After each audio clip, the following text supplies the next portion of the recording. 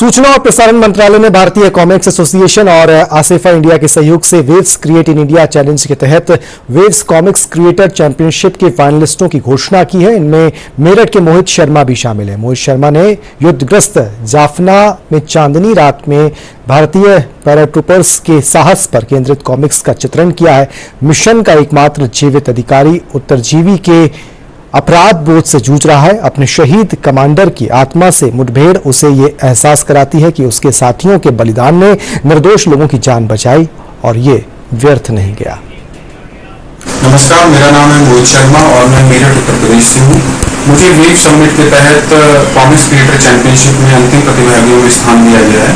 मैंने और मेरे साथी कलाकार आयुष कुमार ने मिलकर स्काई फॉल टू सैक्रिफाइस एक कॉमिक बनाई है।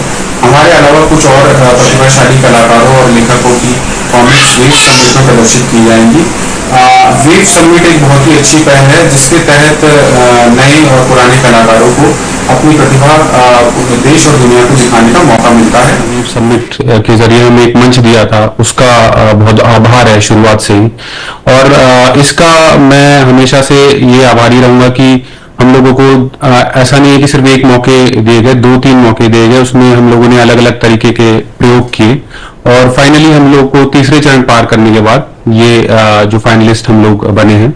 तो इसमें मेरे साथ साथ आयुष कुमार हैं, मेरी टीम के सदस्य, जिन्होंने इस पे आर्ट वर्क किया है। मोहित, एक चीज और जानना चाहेंगे। जिस तरीके से आपने कहा कि कठिनाइयों से ज्यादा ये था कि ये प्लेटफॉर्म, कोशिश ये थी इस वेव समिट के जरिए कि ज्यादा से ज्यादा और अच्छा टैलेंट जो है, भारत का जो छुपा हुआ टैलेंट है, वो बाहर निकल कर आए। जब पूरी प्रतियोगिता चल रही थी, जब पूरे जैसे कहें कि कॉम्पिटिशंस हो रहे थे, उस दौरान किस मंशा के साथ आप जैसे टैलेंट्स को प्लेटफॉर्म दिया जा रहा था, आप जैसे टैलेंट्स को मौका दिया जा रहा था, अवसर दिए जा रहे थे, और अब जो प्रक्रिया आने वाले समय में होनी है, उन अवसरों को आप किस तरीके से देखते हैं? पहली बात तो इसमें जो थीम्स दी गई उसमें काफी विविधता थी। सिर्फ ऐसा नहीं था कि आपको कोई जनरल थीम दे दी गई कि आपको पेड़ पौधों पे बनाना है या जंगलों पे बनाना है। यहाँ पे भारतीय सेना से लेके, प्रकृति से लेके, भारतीय लोक कलाओं से लेके कई सारी विधाएं थी, जिनमें हम जैसे कलाकार कोई एक विधा चुनकर उस पर कुछ कॉमिक बना सकते थे। तो इससे क्या हुआ कि हर कोई इससे अपने आप को जोड़ सकता था। ऐसा नहीं था कि किसी ने कोई चीज ना देखी हो या कुछ उसके लिए नया हो। तो यहाँ पे सबका समावेश किया, जैसा कि हमारे प्रधानमंत्री जी का नारा भी है कि सबका साथ सबका विकास। तो यहाँ पे उन्होंने कलाकारों को ध्यान में रखते हुए सभी को साथ लिया। और जैसा कि पहले अपर्णा जी ने बताया कि सिर्फ कॉमिक्स ही नहीं, यहाँ पे 33 विधाएं जोड़ी गई हैं। और मैं तो बहुत ही उत्सुक हूँ अलग अलग विधाओं के कलाकारों से मिलने के लिए कि वो क्या अपनी प्रतिभा दिखाते हैं वहां पे।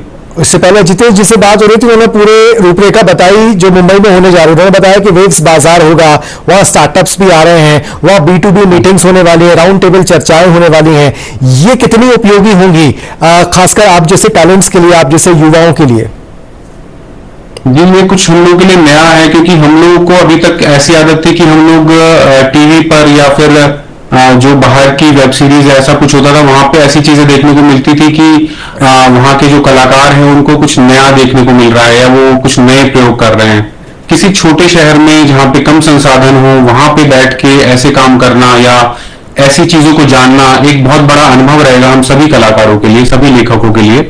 और इसमें यह भी रहेगा कि आपका एक पैमाना होता है हर कलाकार का कि वो जितना जानता है उसमें वो प्रयोग करता है। लेकिन जब उसका वो पैमाना या जब उसका वो दायरा बढ़ाया जाएगा, तो मुझे लगता है कि बहुत सारे हम लोग और प्रयोग कर सकते हैं और बहुत ही ये सफल समिट बनने वाली है। बहुत बहुत शुक्रिया मोहित, हमारे साथ जुड़ने के लिए। बहुत शुभकामनाएं आपको फाइनल के लिए। अगर देखें, मेरठ से आप जा रहे हैं, फाइनलिस्ट में चुनकर आए हैं, उम्मीद यही है और आपको शुभकामनाएं भी हम यही देंगे कि आप भी अच्छा परफॉर्म करके आए और भविष्य में जो है जिस उद्देश्य के साथ आप जैसे कलाकारों के लिए समिट आयोजित की जा रही है, वो उद्देश्य जो है वो सफल हो और आप जैसे लोगों को, आप जैसे टैलेंट को, आप जैसे युवाओं को न सिर्फ भारत बल्कि भारत के बाहर अंतर्राष्ट्रीय स्तर पर भी बड़े प्लेटफॉर्म मिले, अच्छे प्लेटफॉर्म मिले, अच्छा काम करने का अवसर मिले। बहुत बहुत शुभकामनाएं आपको। तो फिलहाल आज के मुद्दे में इतना ही।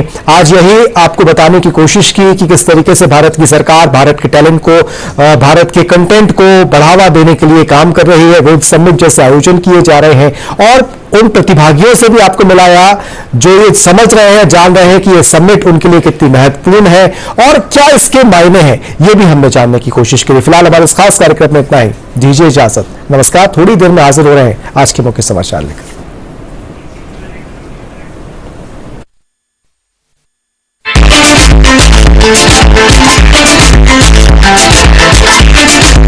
We'll be right back.